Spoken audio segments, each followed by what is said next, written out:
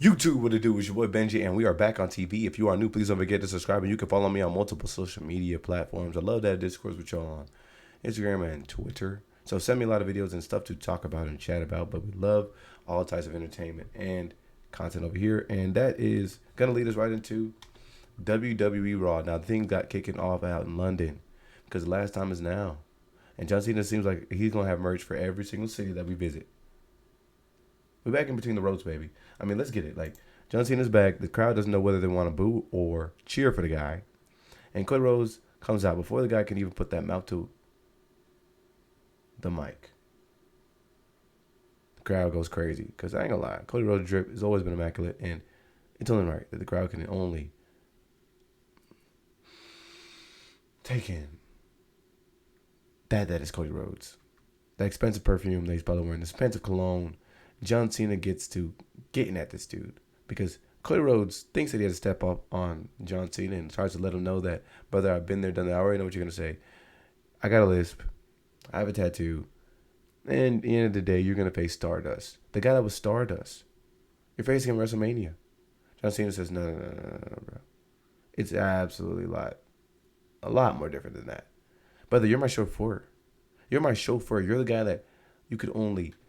Like, at all these drives that we took, all these moments that we were traveling from city to city when you were just under the shadow of Randy Orton, helping him be great. You were his errand boy, his do boy. Brother, you asked me for tips and tricks, and I told you plenty of things that you should do. You should try and be authentic because the crowd can see right through it, and that's how they're going to support you. At the end of the day, brother, I'm looking for championship number 17. This is number 1 for you. You got a long way to go. And he dropped some bars on him, hinting at Cody's departure after he had to turn into Stardust because whether it's a hill that I have to climb on or whatever tries they give me, I make it good because I'm John Cena. I just worked that hard. I did this for years. I didn't have it in me to leave like you did and go try to start a company somewhere else in which you were failed. And which the people booed you. Brother, I make empires of billionaires, and you only take money from their kids. That was a nice jab from John Cena.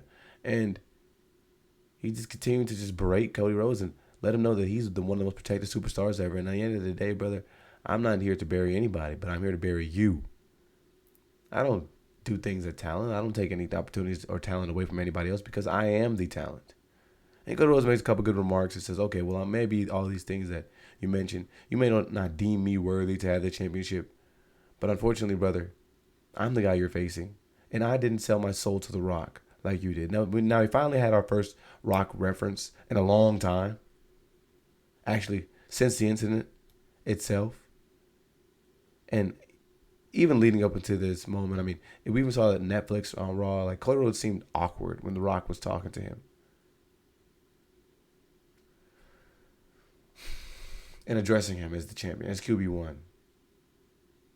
Now, John Cena, we can understand that you may have some motives because you just hate the guy that Cody Rhodes is, and you may have been playing all these tricks for the crowd. Even in this segment, he talks about how the crowd just cheers for Cody Rhodes. And you think that's going to work? Brother, no. Whether they were booing me or cheering for me, at the end of the day, they didn't know what I came and brought to the table. Cody Rhodes retorts back and says, brother, they never told me I couldn't wrestle. So at the very least, I know how to do the minimum. And that leads to John Cena coming back in the ring, and they square up, and Cody Rhodes hits him with the crossroads. And that's only gives us a little bit of a taste of what we might see at WrestleMania. I'm at the point, though, I don't really see the difference between heel Cena and face Cena because this is what the guy does. I mean, he gets in front of the mic and he addresses the people that are in front of him. And he texts to you and talks about the littlest things in which we may not see as people or we might not see as fans that led you to this point to even try to get the gall to come up to me and address me like we on the same level when we absolutely are not. All in all, this was a good moment. Of course, the best moment of the show. And we finally got these two addressing one another. We got a little bit of hint of The Rock. I don't understand why I seen the sign with The Rock, though, because you could have did exactly what you were doing without The Rock. But if people are able to just proclaim themselves to be championship contenders, or can just jump into matches just without having to do any type of tournament or proper processes in order to get yourself into these matches or tournaments or PLEs, maybe that was a little bit of The Rock's help. But anyways, whatever. So Cody Rhodes, does slide in a couple of his cuss words too in the midst of this promo, but whatever, man. Because this is when the show starts to fall down for me. After Cody Rhodes stands tall and dripped out, we get the New Day. And, oh yeah, we forgot, they're tag teams. These guys actually had tag team championships before. They actually do fight 2v2. Unfortunately, though, they had to show up against Newcastle Republic, which, well, it could have been a great moment for the return of Tyler Bate, as he's been out injured for months and months and months. We're in the UK. I mean, finally, we've rescued Pete Dunne from the depths of hell in regards to trying to defend people against his name. Guys, it's not Butch. It's Pete Dunne. The New Day and these guys get to it. I mean, there's a bit of dissension that occurs and a little bit of confusion in the end of the match. It could have been because of the New Day's interruption, possibly. But, yeah, the New Day end up standing tall in this match, and they win. Even though it seems as if Tyler Bate and Pete Dunne had some of their hairs crossed. They may get away with this, but I don't know. Pete Dunne's a different guy, man. Look, man, I've been trying to hold things down when you've been gone, so you better get on my level or get lost. And I feel that. Again, my issue with the New Day is, while we saw one of the greatest heel turns of all time, and we continue to understand as to why the people are booing, we never got to understand why they are who they are. We never got to really see or get explanations or even try to get behind them as individuals, even though they are chasing the tag team championships that these guys are holding hostage. And I think the tag team division over there on Raw is just so watered down at this point, because why do we care about this right here? Neither of these guys have been talked about for months. The War Raiders, I'm sorry. These guys have been off the map for months. And obviously the return yielded them some great results because they got tag team championships. But unfortunately, they've been gone for so long that we almost forgot about who these guys were. They were dressing up in war outfits. Viking outfits, as a matter of fact. Why are we cheering for these guys again? It's kind of confusing. The New Day, who should be some people that are ready to go, sparked up, turned up. They had that charge in their back after dropping some dead weight off in Big E. These guys don't wrestle for a few months, and now they just start showing up after trying to handle the LWO. I don't even understand what's going on right now. But no need to fear. The ring general is here to save us. And him and Jimmy Uso have a match that culminates in a bunch of moments from Gunther, and when we start to see his confidence come back. There's plenty of opportunities for him to pin Jimmy Uso and just win the match, but he doesn't take it like that. What he wants to do is embarrass this guy and almost have him beckon for his brother to come out, which it does. After a couple power bombs and all this other stuff where he's just beating the heck out of this guy, Jimmy finally succumbs to a tap out by submission, and Gunther stands tall. Then Jay comes and saves his brother after Gunther decides to whoop on him after the match. Mr. Yeet Man comes and runs to save the day. Now, after he tries to walk away with his brother, Gunther comes side swipes. Right from the back, actually. Just two forearms. Boom, to the back of the head. Now, all these guys are discombobulated. He, for some reason, pulls this out of nowhere and just ties Jay's wrist right to the ropes. And he makes him watch. Jimmy just got absolutely obliterated. Like, you think I'm playing? No. He gets whooped on. So I think we finally have seen a little bit of a purpose for this match. A little bit of reason. We're starting to see Jay, who was questioning himself and doubting himself and doubting his ability, as he rightfully should, because he cannot beat Gunther. Gunther's playing psychological warfare with him. Like, about time. I mean, it's like he forgot that the guy had a brother. It's like he forgot the guy had a twin. It's like he forgot that this guy has a whole family in which he could have ignited war against and got a lot of us more excited about what's going on. Nonetheless, after this warrior, this real Spartan king stands tall, it's just tough for us to get behind it because this dude has barely had anybody of significance to talk about, to fight against, to feud against. And this is what he's been relegated to. I mean, now, Jay, you got to do some serious soul searching. Because if you don't win, I don't think we cheer for you anymore. But we've seen the same thing happen with Jeff Hardy. And I think some of those moments in which he wasn't able to make it, that led to the payoff being that much sweeter. And then, talking about payoff and sweetness, for some reason, Penta and Braun Breaker, who actually were